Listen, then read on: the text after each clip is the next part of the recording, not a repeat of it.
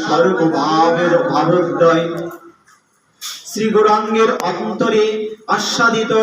রাধারস মাধুরী তাহার শ্রী অঙ্গে কিরূপ নিরূপম ভাবোদয় ঘটাইয়াছেন তাহা সমুদয় চিত্রাঙ্কন করিতে গিয়া শ্রীপাদ বলিয়াছেন নিন্দন্তং পুরকুদকরিণ বিকশন্নী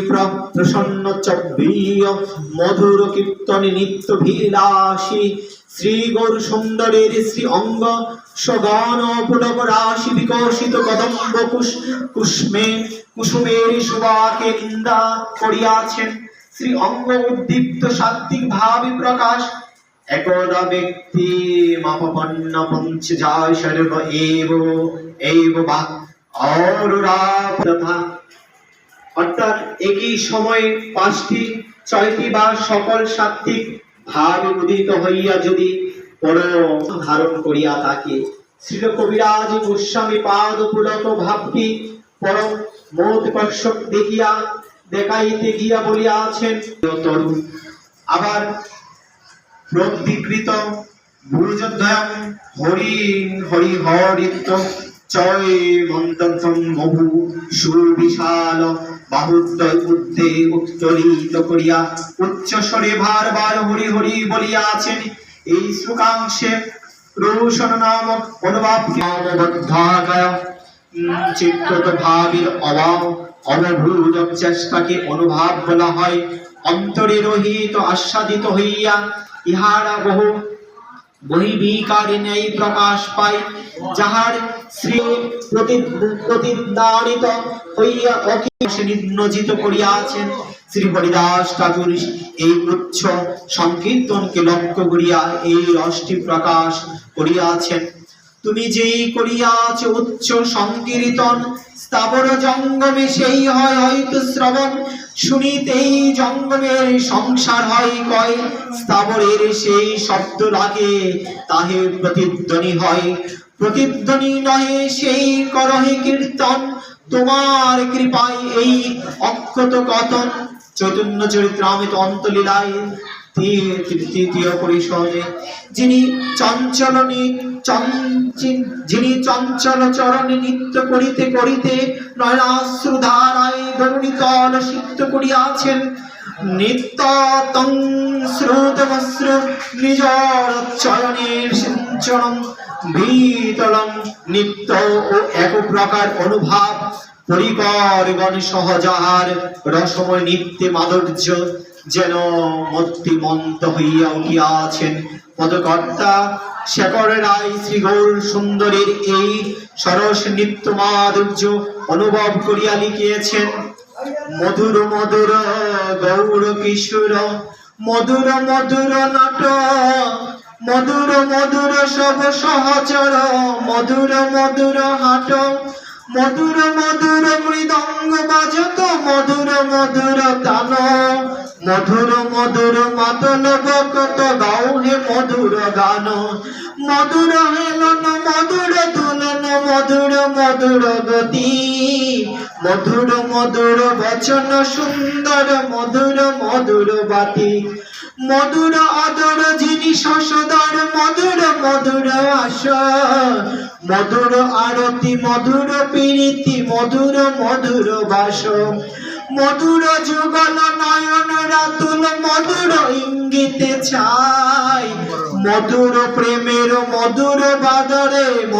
বঞ্চিত শেখর রায়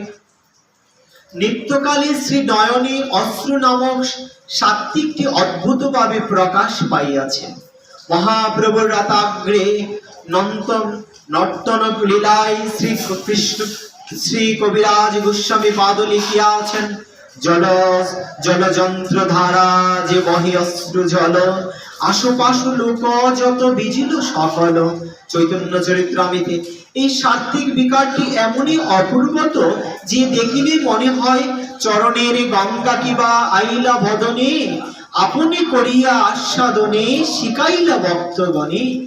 প্রেম চিন্তামণির প্রবুধনী প্রভু যে কেবল শিক্ষাধীর যা ধারাই নাম প্রেম প্রচার করিয়াছেন তাহা নহে উপরন্ত এমন একটি প্রেমরস আস্বাদন উজ্জ্বল আদর্শ বিশ্বে প্রকটিত করিয়াছে যে সেই কীর্তন বিলাসী নিত্য বিনোদিনী শ্রী গৌরের মধুর মূর্তি দর্শনে বিশ্ব মানব স্বেচ্ছায় সেই আদর্শের চরণে আত্মবিক্রয় করিয়া তাহার প্রেমমন্ত্রে দীক্ষিত হইয়া ধন্য হইয়াছে। চঞ্চল চরণে প্রভু নৃত্য করিতে করিতে চলিয়াছেন।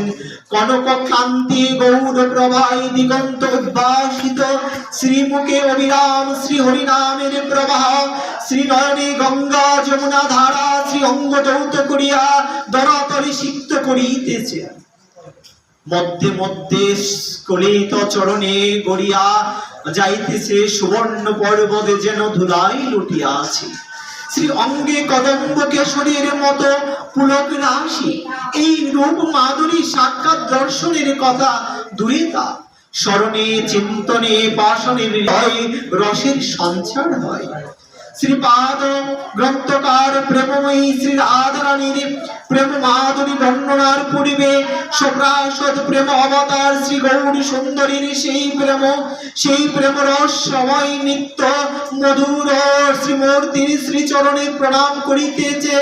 গান্তং নিত্য প্রাপ নিজ পাশদে পরিবৃত গৌরাঙ্গ চন্ন নমঃ।